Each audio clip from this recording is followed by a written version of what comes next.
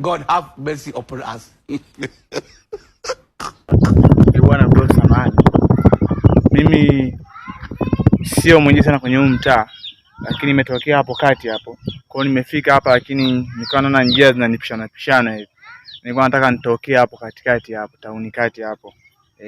Oh. Kumbe wewe ni mgeni kwenye huu mtaa?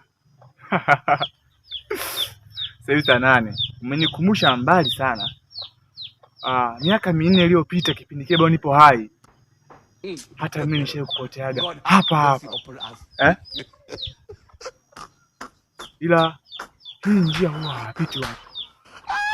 Ila kwa vile wewe umepita, umejaa kwenye mifumo yangu, wewe leo utakuwa kafara yangu.